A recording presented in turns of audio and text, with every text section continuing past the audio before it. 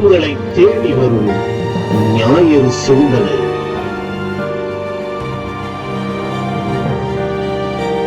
இறைவார்த்தை இல்லந்தோறும் நாளும் கேட்க உள்ளம் மாறும்.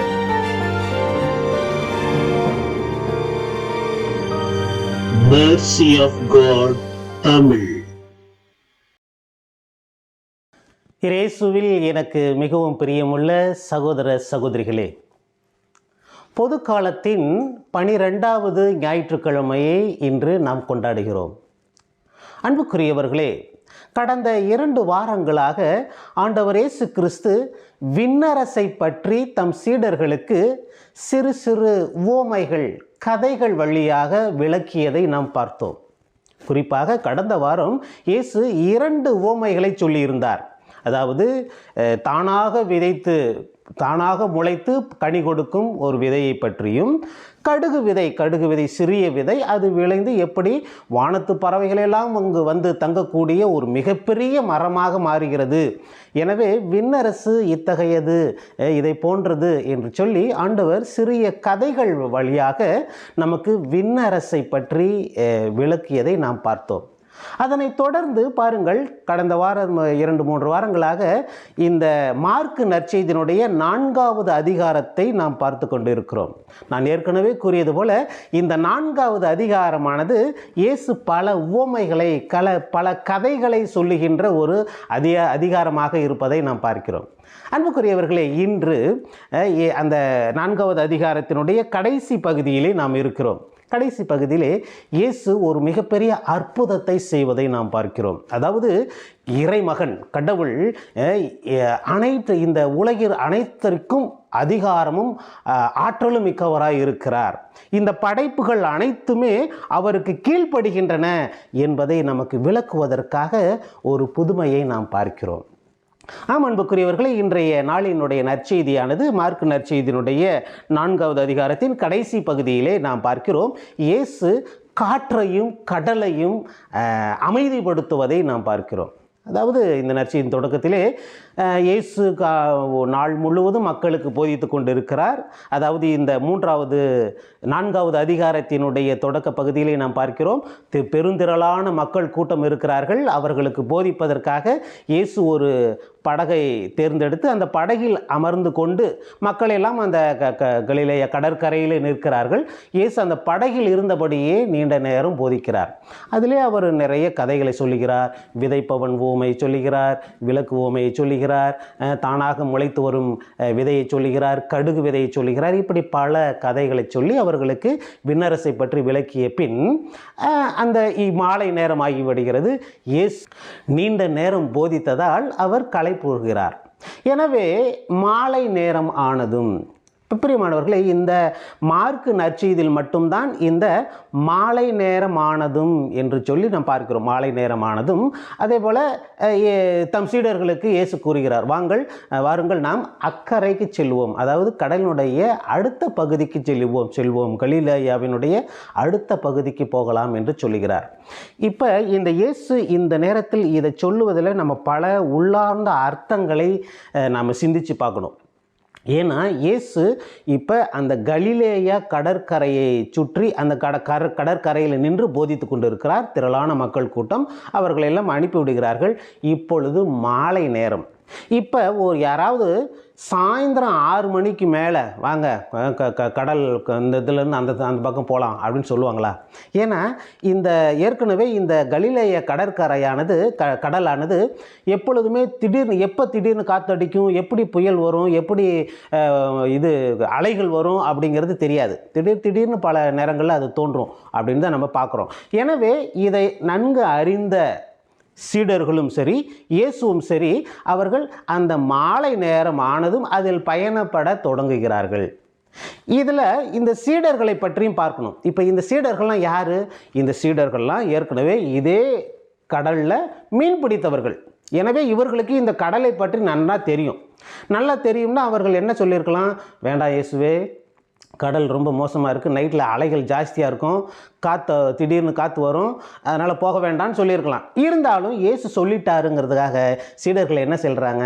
அமைதியாக இயேசு சொல்கிற மாதிரி போகிறாங்க. பிரியமானவர்களே, இப்போ இரவு நேரத்தில் மாலை ஆயிடுச்சு, இருட்டாயிடுச்சு.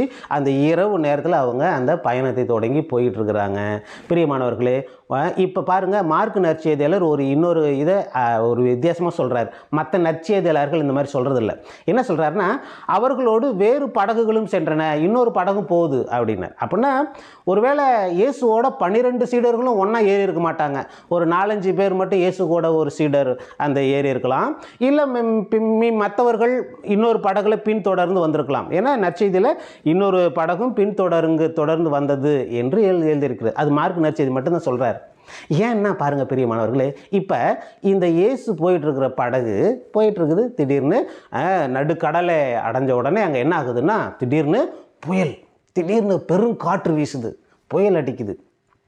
இப்போ அது எப்படிப்பட்ட காற்று, எப்படிப்பட்ட புயல்னா, சும்மா 4 பக்கமும் புயல் சுழட்டி அடிக்குது. அந்த அலைகள் அந்த படகு மேலே மோதுது. அந்த படகே தண்ணியில் நிரம்பிக்கிட்டு இருக்கு. இப்போ இந்த படகுல இருக்கிற சீடர்கள் ஏற்கனவே மீனவர்கள். அவர்களுக்கு கடலை பற்றி தெரியும். எத்தனையோ அலைகளை பார்த்துருப்பாங்க, அவங்க எத்தனையோ புயலை பார்த்துருப்பாங்க, எத்தனையோ காற்றை பார்த்துருப்பாங்க. அவங்களுக்கெல்லாம் இது ஒரு சகஜம். இருந்தாலும் இந்த இடத்துல அவர்கள் ஒரு பயனற்றவர்களாக, என்ன சொல்கிறது, ஒரு பலவீனமானவர்களாக இருக்கிறாங்க. அவங்களால முடியல. ஏன்னா அப்படிப்பட்ட காற்று. அவங்களும் என்னென்னவோ பண்ணுறாங்க. கயிறை இழுத்து கட்டுறாங்க, தார்பாயை எடுத்து போடுறாங்க, தண்ணி எடுத்து வெளியே ஊற்றுறாங்க, என்னென்னவோ பண்ணுறாங்க. பிரியமானவர்களை பாருங்கள், புயலை அவளை அடக்க முடியல. இப்போ பாருங்கள், இதில் இன்னொரு இன்ட்ரெஸ்டிங்கான விஷயம் என்னென்னா, அந்தான்னு போய் பார்த்தா இயேசு நல்லா தலைவாணி வச்சு, நல்லா தலைக்கு நல்ல ஒரு தலைவாணி வச்சு நல்ல ஆழ்ந்த உறக்கம். சாதாரண உறக்கம் கிடையாது. எப்படிப்பட்ட உறக்கம்? ஆழ்ந்த உறக்கம். நல்லா தூங்கிட்டு இருக்கிறார். ஏன்னா நாள் முழுதும் மக்கள்கிட்ட நின்று பேசி நின்றுக்கிட்டே பேசி உட்காந்து எல்லாம் பண்ணி அந்த நாள் முழுதும் வேலை செஞ்சால் களைப்பு, நல்ல களைப்பு. அதனால் நல்ல உறக்கம். பிரியமானவர்களை பாருங்கள், இந்த உறக்கம் என்பது நமக்கு பைபிளில் எப்படி பார்க்கலான்னா, அது கடவுள் மீது முழுமையான நம்பிக்கை அப்படிங்கிறத தான் இந்த உறக்கம் அப்படிங்கிறத நமக்கு காண்பிக்கும். உதாரணமாக பார்த்தீங்கன்னா, யோபு எழுதிய புத்தகத்தில் பார்த்தீங்கன்னா, யோபுனுடைய புத்தகத்தில் 11வது அதிகாரத்தில் நம்ம பார்த்தோம்னா, யோபு சொல்லுவார். என்ன சொல்கிறாருன்னா, ஆண்டவரே, நான் உறங்க போகிறேன், நான் ரெஸ்ட் எடுக்க போகிறேன், நான் இளைப்பாற போகிறேன். ஏன்னா நீர் எமக்கு பாதுகாவலாக இருக்கிறீங்க, நீங்கள் எனக்கு காவலாக இருக்கிறீங்க அப்படின்னு சொல்லுவார். அதே போல் திருப்பாடல்கள்லையும் கூட, இந்த 3வது திருப்பாடல்களையும் 4வது திருப்பாடலையும் நம்ம பார்க்குறோம். ஆண்டவரே, நான் கண்ணையர்ந்து உறங்கப் போகிறேன், நான் தூங்க போகிறேன், நான் ரெஸ்ட் எடுக்க போகிறேன். ஏன்னா நீர் எனக்கு பாதுகாவலாக இருக்கிறீர், நீர் எனக்கு அரணாகவும் பாதுகாப்பாகவும் இருக்கிறீர் அப்படின்னு சொல்லிட்டு திருப்பாடல்களை நம்ம பார்க்குறோம். அப்படின்னா உறக்கம் என்பது நமக்கு பிரியமானவர்களே, அது கடவுள் மீது ஆழ்ந்த நம்பிக்கையை காட்டுகின்ற ஒரு அமைதியான ஒரு சூழ்நிலையாக நாம் பார்க்கிறோம். எனவே பிரியமானவர்களே பாருங்கள், இப்பொழுது இந்த கடல், புயல், காற்று இதெல்லாம் அந்த படகை போட்டு சுழட்டி எடுக்கிறது. இப்பொழுது இந்த கடல் என்பது நமக்கு விவிலியத்தில் நம்ம என்ன புரிஞ்சுக்கலாம் அப்படின்னா, கடல் என்பது ஒரு சாத்தானின் இருப்பிடமாக, அசுத்த ஆவிகளின் தங்கும் இடமாகத்தான் பார்க்கப்படுகிறது. எனவே தான் கடவுள் அந்த அந்த தீய இதையும் ஆட்டி படைக்கின்றார். அதையும் அதிகாரத்திற்கு, தன்னுடைய அதிகாரத்துக்கு உட்பட்ட ஒரு நிலையை உட்படுத்துவதை நாம் பார்க்கிறோம். பிரியமானவர்களை, இப்பொழுது இயேசு நல்ல உறங்கி கொண்டு இருக்கிறார். இந்த சீடர்கள் சென்று ஐயோ அம்மான்னு கத்துறாங்க. என்னன்னு கத்துறாங்க? ஆண்டவரே, நாங்கள் சாகிறோம், நாங்கள் சாக போகிறோம், ஆண்டவரே, நாங்கள் சாக போகிறோம், உங்களுக்கு எங்கள் மீது அக்கறை இல்லையா? எங்கள் மேலே உங்களுக்கு கவலை இல்லையா? எங்கள் மேலே அக்கறையே இல்லையா? நாங்கள் சாகிறோமே அப்படின்னு சொல்லிட்டு இயேசு மேலே இது ஒரு குற்ற ஒரு இதானே. இப்போ ஏன்னா இப்போ எல்லாம் ஒரு 10 பேர் வேலை செஞ்சிட்ருக்குறோம், வேலை செஞ்சிட்ருக்குறோம். அதில் நம்மால் ஒரு 10 பேர் குரூப்பாக வேலை செஞ்சுட்டு இருக்கும்போது ஒருத்தர் மட்டும் அப்படி மரத்துக்கடியில் போய் அப்படி உட்காந்து ஜாலியாக அப்படி உட்காந்துருந்தோம்னா என்ன சொல்லுவோம்? கொஞ்ச நேரம் பார்ப்போம், கொஞ்ச நேரம் கழித்து என்ன சொல்லுவோம்? நாங்கள்லாம் இங்கே வெயிலில் வேலை செஞ்சிட்ருக்கோம், கொஞ்சம் கூட அக்கறை இல்லையா? நான் உனக்கு கொஞ்சம் கூட பொறுப்பு இல்லை, நாங்களாம் வேலை செஞ்சுட்டு நீ மட்டும் போய் தனியாக உட்காந்துருக்குற அப்படிங்கிற ஒரு கேள்வி வரும் இல்லையா? அதே போல் இந்த சீடர்கள் கூட, ஏப்பா நாங்கள் தண்ணியை மட்டும் ஊற்றினுக்கிறோம், வலையை எடுத்து கட்டினுக்கிறோம், கம்பை எடுத்து நட்டுனுக்கிறோம், என்னென்னமோ பண்ணி போராடிக்கிட்டு இருக்கிறோம், வாழ்க்கை இந்த தண்ணி ரொம்பிக்கிட்டு இருக்குது படகு ஃபுல்லாக, இந்த படகு திடீர்னு முழிக்கிறோம், இப்படி தூங்கிட்டு இருக்கிறியப்பா அப்படின்ட்டு அந்த கேள்வி கேட்ட உடனே ஆண்டவர் இயேசு கிறிஸ்து எழுந்து பாருங்கள், ஒரு அதிகாரத்தை நாம் பார்க்கிறோம். என்ன சொல்கிறாரு? இறையாதே அமைதியாயிரு என்று சொல்லி அந்த காற்றையும் கடலையும் கடிந்து கொள்கிறார். இறையாதே அமைதியாயிரு. இப்போ இந்த இறையாதே அமைதியாயிரு அப்படின்ட்டு இயேசு இந்த மார்க்கு நற்செய்தியில் அடிக்கடி பார்ப்போம். ஏன்னா மார்க்கு நற்செய்தியினுடைய முதல் அதிகாரத்திலேயே இயேசு ஒரு பேய் பேய்களை ஓட்டுவார். அப்போ அந்த பேய் பிடித்த மனிதர் என்ன சொல்லுவார்னா, நாசரேத்தூர் இயேசுவே, உமக்கு இங்கே என்ன வேலை? நீர் யார் என்று எங்களுக்கு தெரியும், நீ உண்மையான வாழ்கின்ற கடவுளின் இறைவனின் மகன் எங்களுக்கு தெரியும் அப்படின்னு அந்த பேய் சொன்ன உடனே இயேசு சொல்லுவார், இதே வார்த்தைகளை சொல்லி, பேசாதே, அமைதியாயிரு, இவனை விட்டு போ அப்படின்னு சொல்லுவார். அதே அதிகாரம் பாருங்க, ஆண்டவருக்கு இந்த அசுத்த ஆவிகள் மீது அதிகாரம் இருக்கிறது. அசுத்த ஆவிகளையும் அவர் கட்டுப்படுத்துகின்ற ஒரு ஆற்றல் மிக்கவர் என்பதை நமக்கு தெளிவுபடுத்துவதற்காக இந்த நற்செய்தியிலும் கூட, இன்று பார்க்கின்ற நற்செய்தியிலும் கூட இயேசு அந்த இயற்கை சீற்றத்தை தன் கட்டுப்பாட்டுக்குள் கொண்டு வருவதை நாம் பார்க்கிறோம். இறையாதே அமைதியாயிரு என்ற உடனே அங்கு பெரிய அமைதி நிலவுகிறது. பிரியமானவர்களே, இந்த நிகழ்ச்சியில் நான் ஏற்கனவே சொன்னது மாதிரி இப்போ இயேசுவும் ஒரு சில சீடர்களும் மற்ற சீடர்களும் எல்லாமே ஒரு படகுல போகிறாங்க. இப்போ இதற்கு பின்னாடி இன்னொரு படகு வந்துட்டுருக்கு. அந்த படகுக்கு என்ன ஆச்சுன்னு தெரியல இல்லையா? பார்த்தீங்களா? இப்போ இதே தான் நம்முடைய வாழ்க்கையில் கூட இந்த இயேசு பயணம் செய்கின்ற இந்த படகு தான் நமது சொந்த வாழ்க்கையும் கூட இருக்கிறது. பிரியமானவர்களே, நமது வாழ்க்கையிலே அநேக இந்த படகு மாதிரி அநேக காற்று, அநேக புயல், அநேக துன்பம், அநேக நோய் நொடிகள், அநேக வியாதிகள், அநியாயம், எல்லா கஷ்டங்களும் வருகின்ற பொழுது நாமளும் இப்படி தான் இந்த சீடர்களை போல், ஐயோ ஆண்டவரே, உமக்கு கண் இல்லையா, உமக்கு எங்கள் மீது அக்கறை இல்லையா, நாங்கள் இந்த மாதிரி கஷ்டப்படுறோமே அப்படின்னு ஆண்டவரை நோக்கி நாம் முறையிடுகிறோம். ஆனால் பாருங்கள் பிரியமானவர்களே, இதில் ஒரு ஒரு ஒரு விஷயம் நம்ம என்ன பார்க்கலாம் அப்படின்னா, இயேசு இருக்கிற படகு தான் காற்றுல அடிபடுது. பாருங்க, பின்னாடி வருது அந்த படகு என்ன ஆச்சோ ஏதாச்சோ தெரியல, அதை பற்றி நம்ம பேசலை. ஆனால் எந்த படகு காற்றால் அடிக்கப்படுகிறது, எந்த படகு புயலால் தாக்கப்படுகிறது, எந்த படகு அந்த அலைகளால் மோதப்படுகிறது? எங்க? இயேசு இருக்கிற இடத்துல, இயேசு இருக்கிற படகு.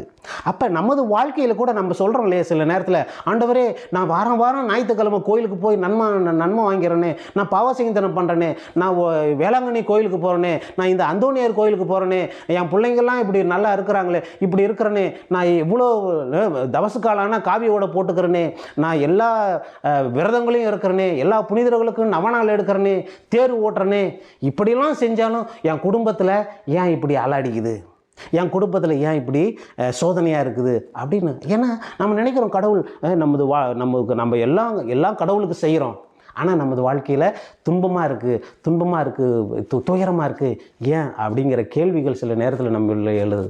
பிரியமானவர்களே, இயேசு இருக்கிற இடத்தில் அங்கு துன்பங்களும் துயரங்களும் வரச் செய்கிறது. ஆனால் நம்மிலே இருக்கிற இயேசு நாம் அவர் மீது நம்பிக்கை கொள்கின்ற போது அவற்றை அமைதிப்படுத்துகிறார், அவற்றை அடக்குகிறார் என்பதை நாம் இந்த நற்செய்தியிலே புரிந்து கொள்ள வேண்டும். அன்புக்குரியவர்களே, அந்த எழுத இயேசு சொல்லுகிறார்கள் இல்லையா, இறையாதே அமைதியாயிரு அப்படின்னு சொல்லிட்டு பிறகு அந்த சீடர்களை பார்த்து சொல்கிறார் இல்லையா, ஏன் நம்பிக்கை குன்றியவர்களாக இருக்கிறீர்கள், இன்னும் உங்களுக்கு புரியவில்லையா, இன்னும் உங்களுக்கு விளங்கவில்லையா, இன்னும் உங்களுக்கு நம்பிக்கை வரவில்லையா என்று சொல்லி, பிரியமானவர்களே, அந்த சீடர்களுடைய நம்பிக்கை தன்மையை ஆண்டவர் உயர்த்த பார்க்கிறார். அவர்களுடைய நம்பிக்கை இல்லாத தன்மையை கண்டு ஆண்டவர் வியக்கிறார். இன்னும் உங்களுக்கு நம்பிக்கை இல்லையா, இன்னும் உங்களுக்கு நம்பிக்கை வரலையா அப்படின்னு சொல்லிட்டு, பிரியமானவர்களே, அவர்கள் இன்னும் ஆண்டவர் மீது நம்பிக்கை கொண்டவர்களாக நாம் ஆண்டவரோடு பயணிக்கின்ற பொழுது ஏதோ இப்போ போகிறோம், ஏதோ பண்ணுறோம் அப்படின்னு ஏனோ தானே என்று வாழாமல் ஆண்டவர் மீது நம்பிக்கை கொண்டவர்களாக வாழ வேண்டும் என்பதை வலியுறுத்துமாறு இந்த நற்செய்தி அமைகிறது. பிரியமானவர்களே, நமது வாழ்க்கையில் வருகின்ற அத்தனை அலைகளும் நமது வாழ்க்கை, நமது குடும்ப படகு, இந்த குடும்பத்தில் நாம் பயணிக்கின்ற பொழுது இந்த குடும்பம் என்ற படகிலே அநேக அலைகள் வந்து மோதும், அநேக புயல்கள் வந்து மோதும், அநேக காற்றுகள் வீசும். இங்கு துன்பங்கள் அந்த நீரை போல துன்பங்கள் வந்து நிறையும், வியாதிகள் வந்து நிறையும். இருப்பினும் பிரியமானவர்களே, ஆண்டவர் நம்மோடு இருக்கிறார் என்ற நம்பிக்கை நாம் கொள்ள வேண்டும்.